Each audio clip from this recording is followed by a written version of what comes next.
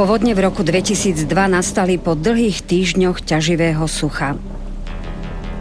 Spôsobené škody v porovnaní s podobnými pohromami ostatných desaťročí v strednej Európe zlomili všetky predchádzajúce rekordy.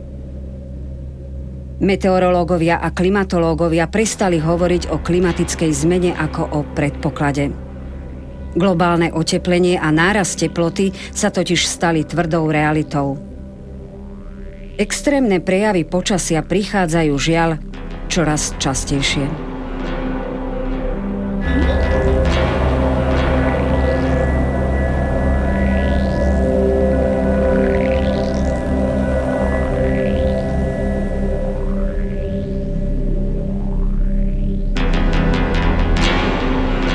Príčina tejto klimatickej zmeny je antropogénna, čiže spôsobená ľudskou činnosťou. Podpísať sa pod ňu môže hlavne zmena chemického zloženia atmosféry, to je vypúšťanie skleníkových plynov, najmä oxidu uhličitého.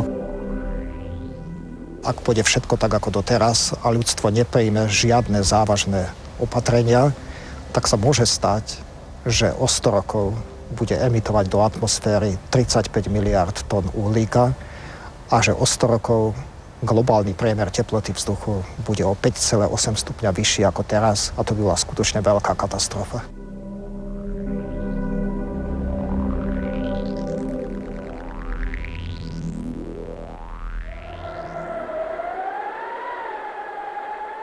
V polovici 90.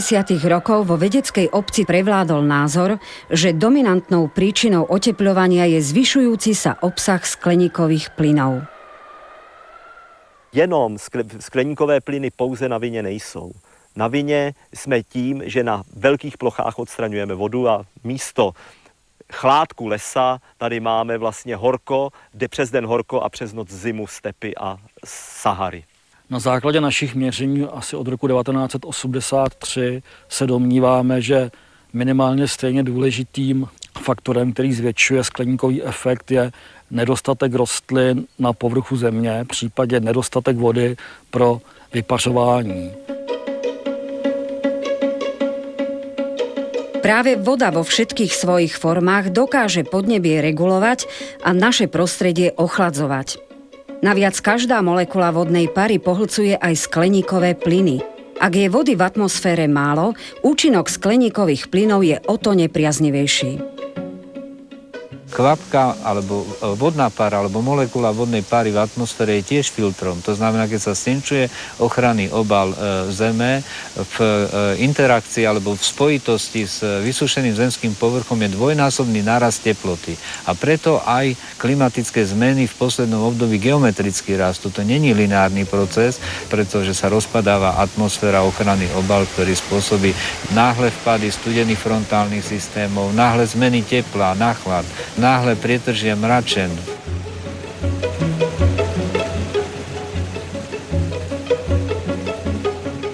Meteorológovia na Slovensku analyzujú počasie od roku 1871.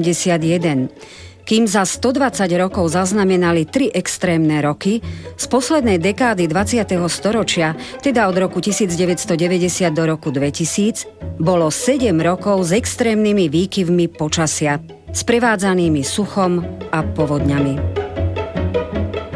Na přelomu let 91 až 92 jsme na našem území poprvé spozorovali změnu chodu počasí v tom smyslu, že byla velice tuhá zima a po ní následovalo úplně abnormálně suché a horké léto. A počínaje tímto dvojletím až do dnešní doby se počasí, řeklo by se, zbláznilo.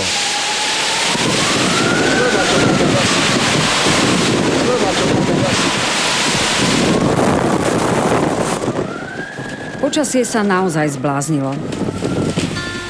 Väčšina Európy podľa mapy klimatických pásiem patrí do mierneho pásma. Preň sú charakteristické rovnomerne rozložené zrážky či odlišné 4-ročné obdobia.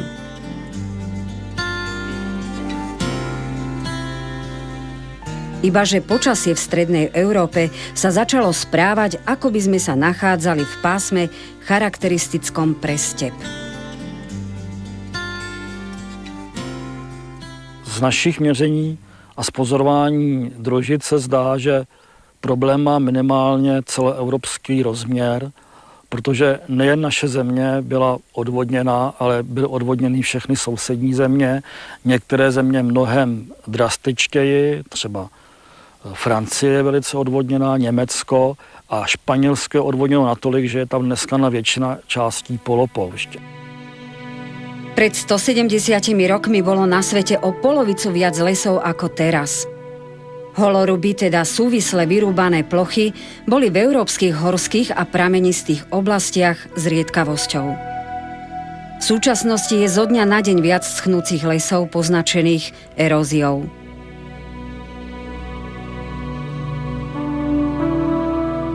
Poľnohospodárska krajina bola ešte v minulom storočí popredkávaná remískami stromov a krov, ktoré takisto prispievali k zavodneniu krajiny.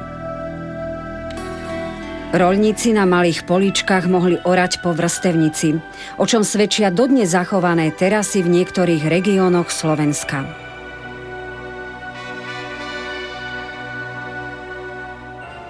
Píšeme rok 1950, druhý rok pětiletky. Poučeni zkušenostmi sovětských zemědělců, naši rolníci poznali, že veliké celky půdy bez mezí umožní lepší využití strojů. Mizí nenávratně meze, které tvořily společenské přehrady a často byly příčinou nákladných sporů o píď od orané země. Poľnohospodári devastovali krajinu v podstate od neolitu. Ale až v minulom storočí v mene hesla Rozkážeme vetru dažďu proces vysušovania krajiny urýchlili. V Československu poľnohospodári od 50. rokov scelili viac ako 70% drobných políčok, zväčša na obrovské obilné lány. Začala sa vo veľkom pestovať vyšľachtená stepná tráva. Člověk v té podobě, skoro jako jsme teď, je na Zemi více jak 1 000 000 let. Ale zemědělství provozuje pouze 10 000 let. A za těch 10 000 let řada civilizací zanikla. Vidíme obrázky z Afganistánu, vidíme obrázky z bývalé Mezopotámie, což je Irán, Irák. To proto, že zemědělství je založeno na stepních rostlinách a stepní rostlina nesnese zatopení a musíme jí stepní podmínky připravit a my je připravujeme v celé krajině, čili krajinu odvodňujeme, měníme v step. Bývalé Československo vymienialo po vojne obilie za ruskú ropu. A tak sa pestovanie tejto stepnej plodiny stalo jednou z najvýznamnejších politických a obchodných objednávok. V honbe za úrodami vytváralo preň tie najvhodnejšie podmienky, ako inak nevyhnutné pre step. Hlboko do zeme sa zavádzali drenážne rúrky, ktoré pomáhali pôde zbaviť sa vlhkosti. Z nich sa voda odvádzala do napriamených kanálov. Na východoslovenskej a podunajskej nížine sa voda dokonca odčerpávala a mohla tak čo najskôr otieť z územia.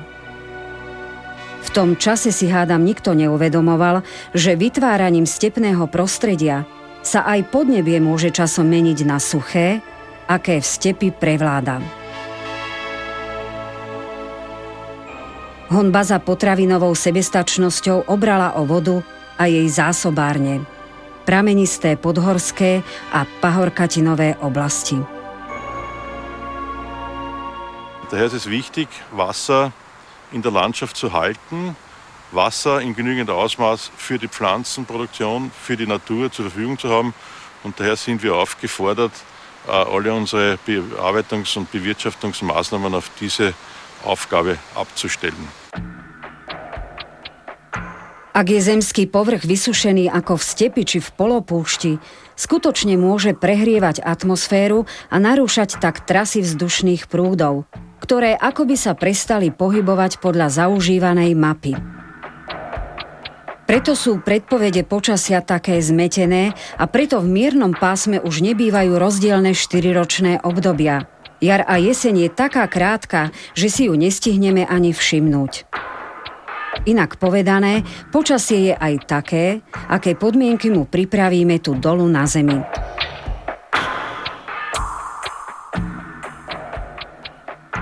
Wenn wir hier die Bodenbewirtschaftung nicht ändern und anpassen, so wird diese Naturveränderungen sich in der nächsten Zeit noch dramatisch verstärken. Zdá sa, že scenáre klimatickej hrozby sa spĺňajú do bodky. Klimatológovia radia zredukovať skleníkové plyny. Považujú to za akési fatálne riešenie. Skleníkové plyny môžu síce tiež vytvárať chaos v počasí, tak ako aktívne sopky. No aj po okamžitom zastavení ich produkcie by sa výsledky ukázali zhruba o 100 rokov. Čo budeme robiť? Budeme na ďalšie drámy iba nečinne čakať? Dnes máme další letní den za sebou, je 5:30 asi astronomického času a sluníčko, které svítilo celý den, tak posílalo na každý metr čtvereční této plochy 1000 W. Takhle teklo 1000 W. A otázka je, jestli my jako lidi tu energii ohromnou, která přichází na plochy, jestli nějakým způsobem ovlivňujeme nebo neovlivňujeme. Můžeme si představit dvě extrémní situace, že tady je zalitá louka, rybníček a všude je dostatek vody a rostlin, a nebo druhou situaci, že to je betonová plocha. Když ta sluneční energie o síle jednoho bloku atomové elektrárny bude přecházet na tu betonovou plochu nebo na asfalt, a my si na ten asfalt šáhneme, tak protože má 50-60 stupňů, tak se téměř spálíme a uvědomíme si, že veškerá ta sluneční energie se mění v teplo. Pokud ale je tady dostatek vegetace a vody, a když si na tu trávu sáhneme nebo si do ní lehneme, tak zjistíme, že má 20 stupňů. A čím to je? Je to výparem vody. Každou tou rostlinkou, kterou tady vidíme, pokud má dostatek vody, tak protéká nejdřív voda od kořene nahoru do listu a přes průduchy do vzduchu, a to je to geniální chlazení, který tady na zeměkouli nebo respektive na pevnině máme. Vlastně jedině díky vodě a vodní páře se ta sluneční energie může rozvádět tak, že máme vyrovnanější teploty. Tým, že sme zbavili pôdu vody a na väčšinu roka aj vegetácie, zbavili sme ju unikátnej zručnosti – chladiť podnebie a regulovať teplotu. Takú schopnosť majú najmä dýchajúce, teda transpirujúce rastliny, ktoré vyparujú vodu. Práve tento kolobeh vody v prírode, od ktorého závisí náš život, je narušený. Každý druh vegetácie nemá rovnakú schopnosť regulovať teplotu. Rozdielnu teplotu a teda aj obsah vody majú obilné lány ako stromy. Když my ty velké plochy odvodníme a odstraníme tam vegetaci, potom na těch velkých plochách během dne vzniká teplo a to teplo potom stoupá vzhůru a jinde zase je chladno. Čili my vytváříme ohromné potenciály, říkáme, čili rozdíly teplot. A ty velké teplotní rozdíly se vyrovnávají dramatickými srážkami nebo rychlými větry. Vedia politici, projektanti, investori či úrady, ktorí o krajine rozhodujú, že keď vysušia ďalšie a ďalšie plochy, zbavujú krajinu života? A koľkokrát zbytočne? Pre mnohé nové priemyselné zóny by mohli slúžiť aj voľné priestory zatvorených fabrík. Práve takto vysušené polia a územia, kde nefunguje prirodzené chladenie transpirujúcimi rastlinami, ovplyvňujú cirkuláciu vzduchu v atmosfére. Následkom bývajú dramatické stretnutia horúceho vzduchu nad suchým a studeného vzduchu nad vlhkým územím. Pri náraze takéto prúdy vystúpia do výšky, kde je minus 50 stupňov Celzia. Vodná para vtedy rýchlo skondenzuje. Prudký dážď spadne na pomerne malé územie. Obeťami takých zrážok nie sú len domy, ale aj ľudia, ktorí pred prívalovými vlnami nestíhajú ujsť.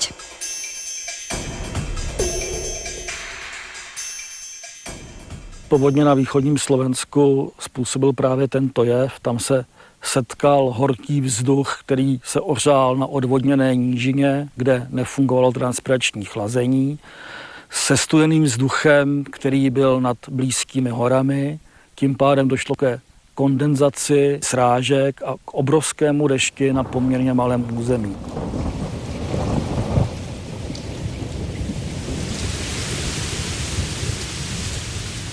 Extrémne zrážky bývajú v Európe najčastejšie po dlhšom období sucha. Teplé vzdušné prúdy sa rozpínajú nad čoraz väčším územím. Takto sa napríklad horúci vzduch zo Sahary a z južnej časti Európy rozpínal v lete 2005. Pri stretnutí s chladným vzduchom nad rumunskými horami či švajčiarskymi Alpami došlo k prudkému nárazu dvoch prúdov, z čoho nastali extrémne lejaky a následne povodne.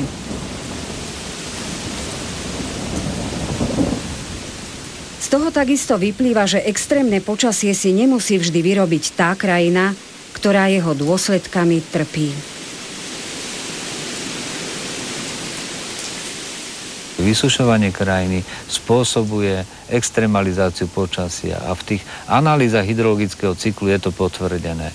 To znamená predĺžovanie periód bez dažďa, totálne suchá, hlavne jarné obdobie, jesenné a potom extrémne prívalové dažde v lete.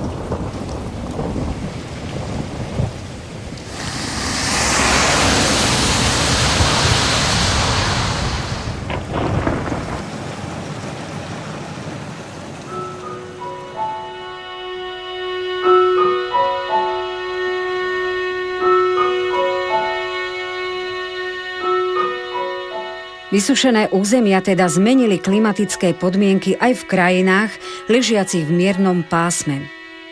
Muselo sa tak stať aj na východoslovenskej nížine a je veľmi pravdepodobné, že každoročné záplavy na východnom Slovensku súvisia aj s vysušením známej obilnice. O ďalšie vyprahnutie krajiny sa postarali vodohospodári tým, že zbavili krajinu meandrov a pobrežnej zelene. Ako pravítko napriamené rieky odvádzajú vodu z územia rýchlejšie, ako by mohli stihnúť zásobiť vodou okolitú krajinu, a teda ju chladiť. Es kann heute nicht mehr sein, dass wir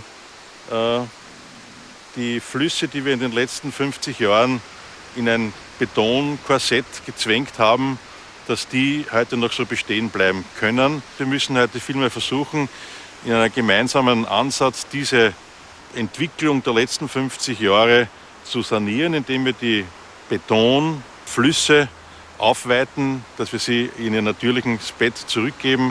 Die Betonierphase ist weitgehend vorbei. Odvodňovaním sa nenadchli len komunistické krajiny. Aj vyspelé európske štáty meliorovali.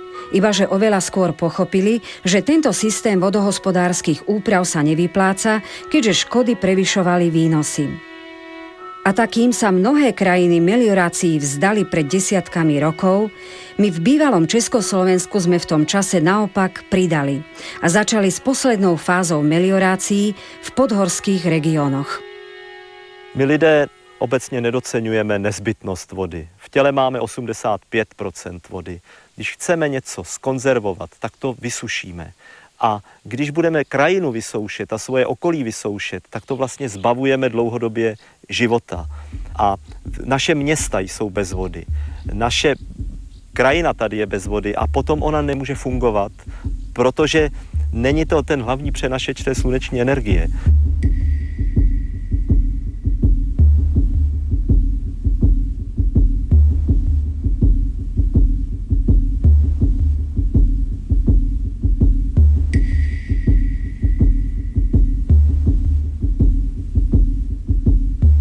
Nejvíc vyhraněná je situace ve městech, která máme dokonale odvodněná k základům, kde děláme velké betonové parkovací plochy, stavíme ohromné supermarkety a velké další parkovací plochy, kde nezůstane ani jeden strom. Měli bychom si uvědomit, že každý metr čtvereční, který je odvodněný, přispívá k tomu zesílení efektu skleníkového a přispívá k té klimatizační změně ve špatném slova smyslu. Každý metr čtvereční, kde je voda a kde je vegetace, tak je vlastně příspěvek k lepší klimatizaci na zeměkouli.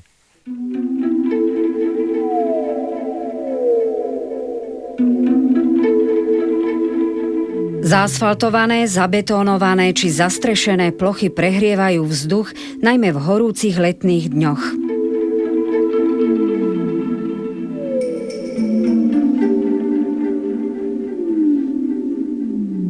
Vieme si predstaviť, čo by znamenalo zvýšenie priemernej teploty na našom území o 5 stupňov?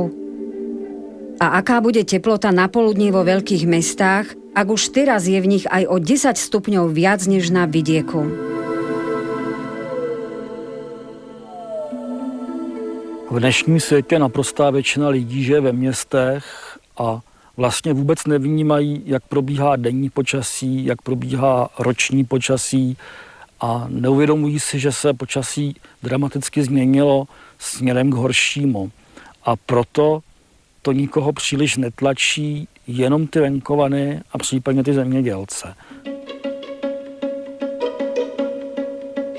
Na jednej strane potrebujeme viac vody v prostredí a teda aj v atmosfére. Tak sa dajú zmierniť účinky horúčav a sucha. Ale zdravú krajinu potrebujeme aj v čase extrémnych prívalových dažďov. Ak polia orané po vrstevnici zachytávajú počas búrok a lejakov viac vody a nepúšťajú ju nižšie do dedín a miest, potom by sme mali zmeniť aj orbu a odstrániť dlhé spádnice v kopcoch. Na poliach po spádnici voda odteká v priebehu minút a spôsobuje v nižších polohách veľké záplavy. Když jdete po Moravě, po těch zemědělských oblastech, to samé na Slovensku, a vidíte ty dlouhé lány na svazích, tak je jasné, co tam chybí. Tam chybí protiodtokové úpravy krajiny. To znamená meze nebo nějaké pásy zeleně aspoň, které nejsou vedeny po spádnici, ale kolmo proti směru, kterým voda otéká, protože voda otéká vždy z kopce. Když jí dáme velký prostor, aby se rozběhla, tak máme zaručeno, že někde dole v povodí způsobí obrovskou škodu.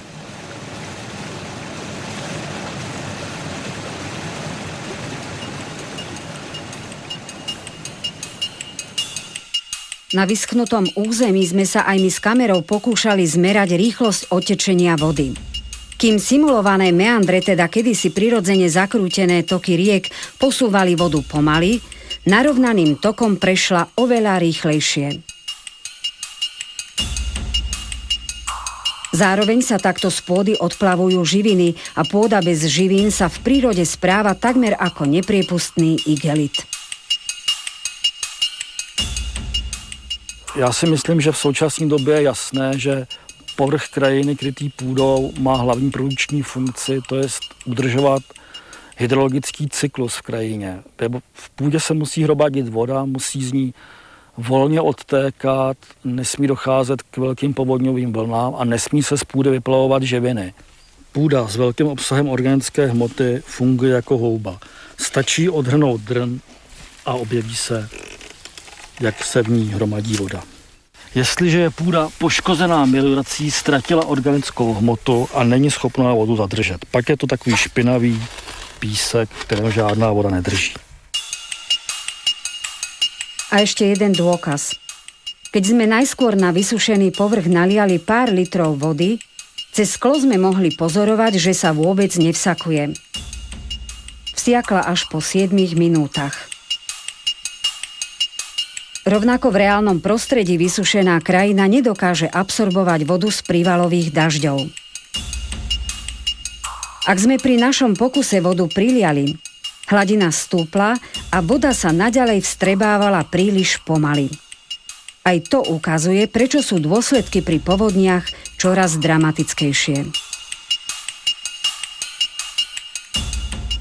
Čím je viacej mokrá pôda, tým dokáže viacej vody absorbovať. To je ten paradox, ktorý v podstate naši vodohospodári neveria, lebo si myslia, že čím je viacej suchá pôda, tým je schopná viacej vody prijať. Und müssen jetzt, oder es ist dringend notwendig, durch eine andere Art der Landbewirtschaftung den Humusaufbau zu fördern. Das heißt, durch diese Veränderung im Boden erhalte ich eine bedeutend größere Wasserhaltekraft. In dem Moment, wenn hier sehr rasch Wasser abfließen kann, gehen sehr viele Nährstoffe verschwunden mit, die also durchaus für Österreich gesehen im Schwarzen Meer irgendwann einmal landen werden, aber uns gehen sie hier ab. O zmenu sa však musia postarať aj ďalší dôležití manažéri v krajine, vodohospodári. Na Slovensku a v Česku bol narovnaný tok väčšine potokov a riek. Vodu v krajine mali zadržať priehrady. Zdravá pôda je však nádržou s oveľa väčšou kapacitou ako všetky priehrady na území bývalého Československa. Žiaľ, predstava, že krajinu možno zachrániť len kanálmi a veľkými priehradami, je vodohospodárom blízka dodnes. Osobně se domnívám, že to má dva hlavní důvody. Velká část současných odborníků jsou ti, kteří to celý život prováděli, ty meliorace, a jsou s tím životně a bytostně spjatí a dneska nemůžou na svůj minulý odborný život jen tak jednoduše zapomenout. Druhá část je ryze ekonomická. Je třeba změnit dotační politiku státu, že se nebude dotovat jednoznačně výroba potravin, ale že se bude dotovat péče o krajinu a výroba potravin bude její nedílnou součástí, ale nebude to to, o co tam hlavně půjde. Dieses Zusammenarbeiten ist deswegen notwendig, weil in den einzelnen Fachgebieten Wasserwirtschaft, Forstwirtschaft, Landwirtschaft in den letzten Jahren durch unsere Spezialisierung in vielen Bereichen eine sehr starke Betriebsblindheit aufgetreten ist. Und daher wäre es wünschenswert, auf höheren Ebenen Generalisten mehr einzusetzen und vor allem mutige Generalisten, denn die Zusammenhänge sind manchmal schmerzhaft für verschiedene Gruppen. Komunita expertov chápajúcich príčiny klimatickej zmeny v súvislostiach sa stále rozširuje. Skupina českých odborníkov sa už v roku 1992 rozhodla vrátiť krajinu v oblasti Jindřichovho Hradca späť, pred obdobie, keď aj v Česku s vidinou vysokých úrod zanikali malé políčka. Radostně se s tímto neblahým dědictvím rozloučili členové jednotného zemědělského družstva v Malovicích na Českobudějovicku. Stojíme v pramenné oblasti, v oblasti Senotína v České Kanadě. Tato pěkná krajina byla ještě počátkem 90. let jedna velká zoraná plocha. Pak se to zatravnilo, ale stejně tím, že tady všude byla položena podzemní drenáž, tak to bylo velice suché, voda odtud okamžitě odtékala. Proto, aby se tento stav napravil, stačilo udělat meze, které jsou vedeny po vrstevnici, vytvořit jílové clony, které omezují v půdě ten podzemní odtok a starat se dobře o tu vegetaci, která tady je. Po rokoch netradičného experimentu sa v Senotíne na jednej z 5 pokusných ploch v Česku ukázalo, že krajina potrebuje bohatú a rôznorodú vegetáciu. V prvom roku realizácie projektu v roku 1995 mali rastliny oveľa nižšiu transpiračnú kapacitu ako po 10 rokoch revitalizácie mikropovodia.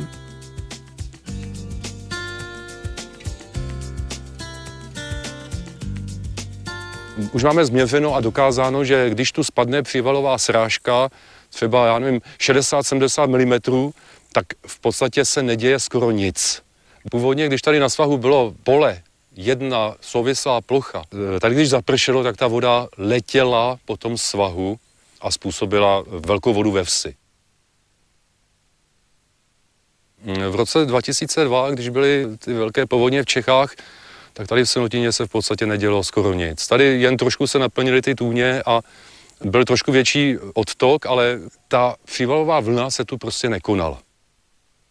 Spravili to 4 meze, jejíž stavební náklady, včetně rybníků a opravy potoka, stály 450 000 v cenové úrovni roku 1995.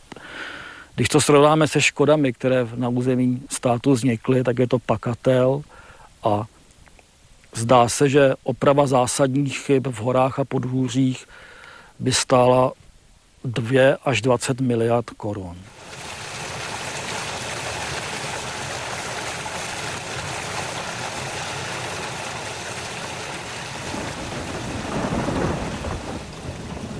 Vlastně proti velké vodě se dá bojovat vodou. Zní to divně, ale domnívám se, že to je pravda. V podstatě jde o to, aby se všude v krajině podpořila funkce malého vodního cyklu. To je prostě věc, o kterou by měli pečovat zejména zemědělci, kteří vlastně na té ekologické stabilitě přímo závisí. Ale měli by o to pečovat úředníci ve státní správě, kteří se starají o územní plánování. A měl by o to pečovat každý. Populácia na Zemi rastie. Je to však dôvod na to, aby sme zastrešili každý kúsok zelene, zaasfaltovali obrovské plochy. Aby sme boli takí veľkorysí pri zábere pôdy na nové budovy. Na Slovensku sa v posledných rokoch stavali hypermarkety s niekoľkonásobne predimenzovanými parkoviskami. Časom sa ukázalo, že to bolo zbytočné. V mestách mohli ostať oveľa väčšie zelené, teda dýchajúce a chladiace plochy. Vybudovali sme nové, vraj modernejšie pešie zóny.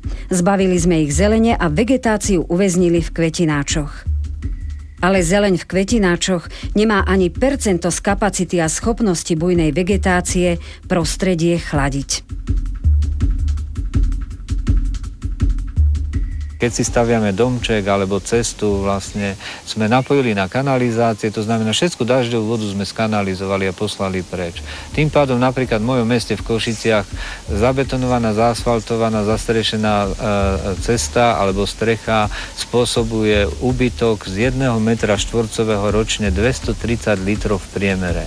A stačí nám 50 rokov na to, aby sme zlikvidovali komplet hydrologický cyklus a to sa nám úspešne darí po druhej svetovej vojne.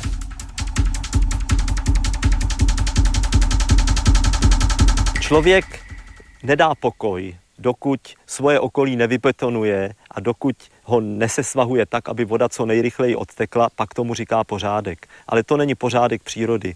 To už není ani step, to je poušť, kde potom ta sluneční energie se přemění v teplo a máme všechny ty potíže, o kterých jsme hovořili. My nezbytně potřebujeme na co nejvíc ploch, to znamená i do těch měst a třeba i na střechy, dávat vegetaci s vodou a tu vodu si pěkně točit v té krajině nebo i v těch městech, protože jestliže zbuduje město, které má 60 km čtverečních a svítí na to sluneční energie, tak to teplo, který se uvolňuje, je mnohem a mnohem větší než produkce všech našich elektráren například.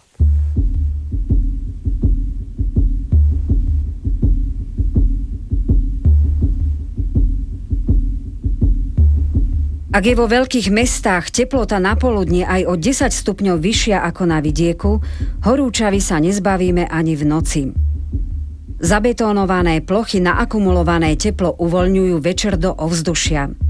Aj preto si na panelákovom sídlisku v noci neoddychneme, lebo sme si cez deň prikúrili.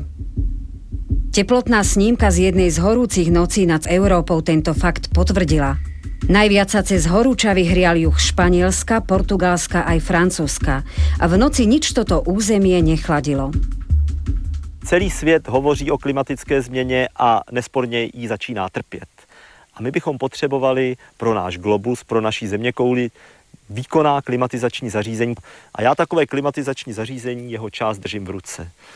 Ten jeden list břízy na každém čtverečním milimetru má 50 až 100 průduchů, což jsou prvky, které měří teplotu, které měří vlhkost a které se otvírají a zavírají podle toho, jak sluníčko svítí a zda je potřeba vydat vodu nebo ne. Takže těch pár stromů, které tady vidíme, vlastně předčí svým klimatizačním výkonem několik klimatizačních zařízení, které nakoupíme za desítky tisíc a dáme si je do uzavřených budov a dneska tam naplno pracovali.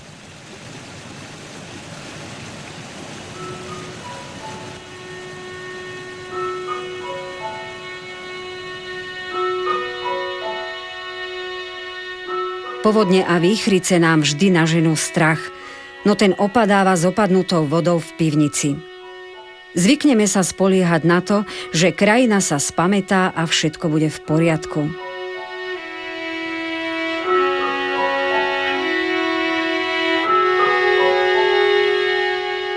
Máme zhruba 10 rokov na to, aby sme zmenili manažment povodí, manažment krajiny, aby sme nasycovali a obnovovali vodu v krajine. Inak tie povodne budú rásť, budú živelné pohromie striedať jednu druhu, budú suchoty veľké, budú požiare aj na Slovensku a nezabránime týmto rizikám, pokiaľ nebudeme zavodňovať krajinu.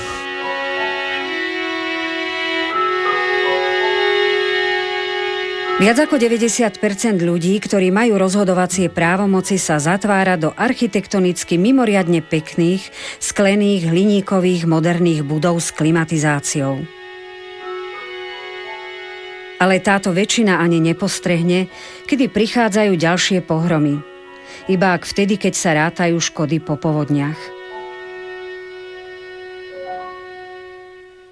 Pokud chceme zabraňovat klimatické změně, pokud ji chceme zamezovat, tak musíme vracet vodu a vegetaci zpátky, abychom vrátili klimatizační zařízení na co největší plochy.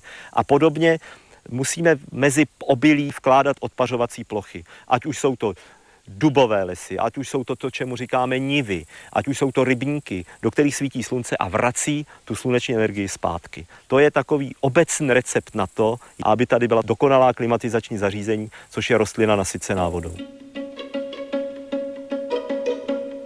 Slovensko leží na streche Európy. Je bohaté na rôznorodé reliéfy a pramenisté oblasti, kde kvapka začína svoju púť. Celkom pomaly a nevinne.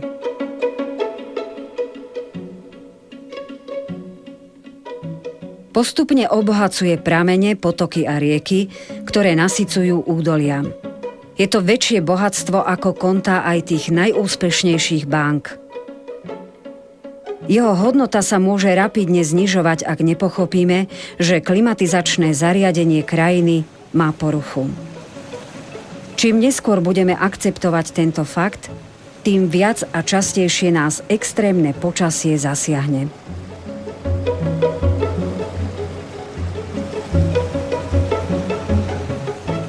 Pokud k této změně nedojde, změně myšlení, ale i změně krajiny, tak musíme počítat s tím, že my i naši potomci budou nešťastní.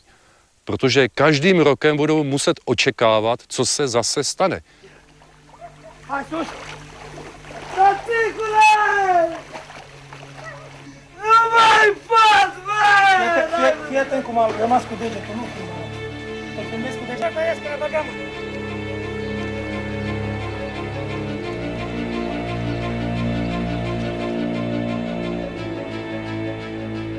Povodne v roku 2005 v Rumunsku, v Bulharsku, vo Francúzsku, v Rakúsku a vo Švajčiarsku sú ďalším mementom aj pre strednú Európu. Ukázali, že výskyt živelných pohrôm už nerastie z roka na rok, ale z mesiaca na mesiac.